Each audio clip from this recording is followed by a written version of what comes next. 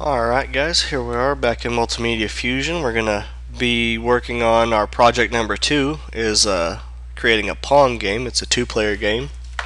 If you're not familiar with Pong, this is essentially the setup for the game. Player 1 has a paddle, player 2 has a paddle, and you bounce the ball back and forth.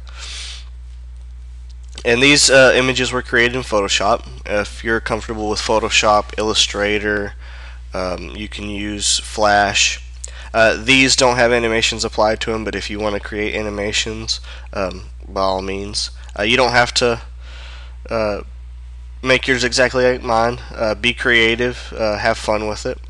So let's go ahead and get started. I'm going to select player 1 here, and we're going to apply his movement. So we want to do 8 directions for the movement, but we're going to restrict the direction of it just to go up and down. So let's test out the movement. So you can see player 1 with the arrow keys goes up and down, but we're going to change that later. We need to adjust to give player 1 and 2 different keys.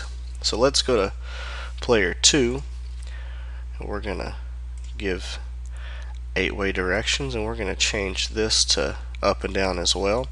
We want to change our player here to player 2, and you can have multiple players. You can have up to 4 players in certain applications, and it defaults you to 4. So let's get player 2 set up,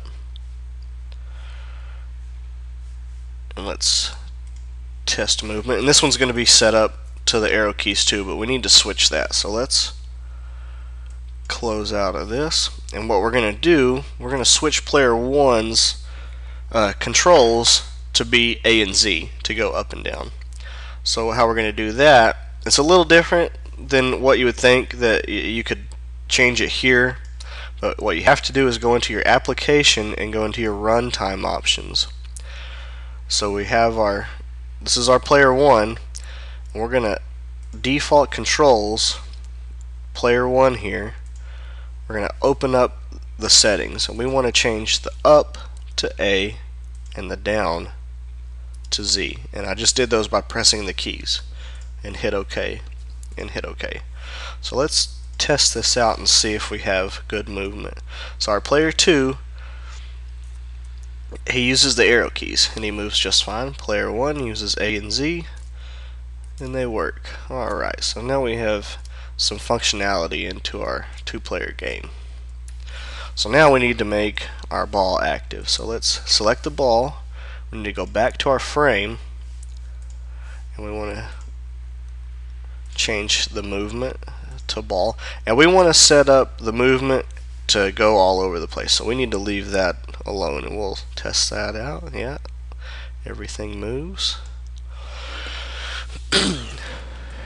Speed and everything, if you want to make your ball go faster, that's fine, but for now I'm just going to leave the default settings just to kind of show you the functionality of the game. So now, since we have our movements all set up, we need to go into our events editor and set up our conditions. And you can see that we have player 1 and 2 activated now. Just before, in the first game, we just had player 1. So let's do a new condition. Let's set up the ball collision with another object, and we'll set up player 1. So ball collision between ball and player 1. We want the ball to bounce. We want to do the same condition, another object, player 2, and we want the ball to bounce.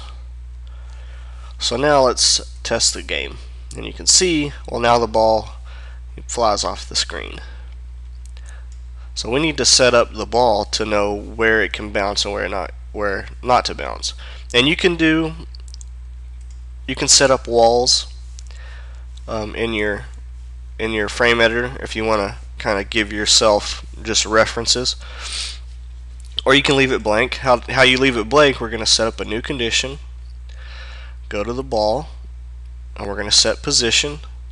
We want to test position, and we want to go to the outside of the frames. We'll hit OK. So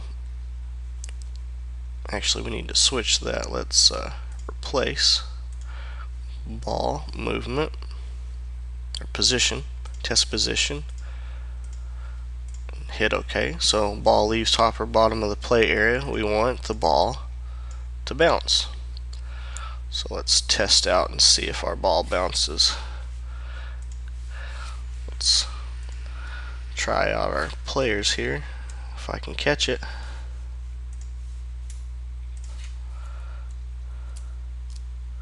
And see our ball bounces and it leaves the play area. So now that we have our functionality of the game set up, now we can start adding our scores and our lives, and that's going to be the same setup as we did in number 1. So what we can do is go back to our frame editor, and we'll right click and insert objects and go to game. We'll set up our lives and we'll hit OK. We'll bring that over here, and just to make it a little easier just to tell who's who, we're going to switch the image of what our lives look like. So we can do that here in the event editor. Switch that out. We'll just go to player 1. Okay, so that's what our player 1 looks like. And you can see they're a little big, so let's adjust our size here.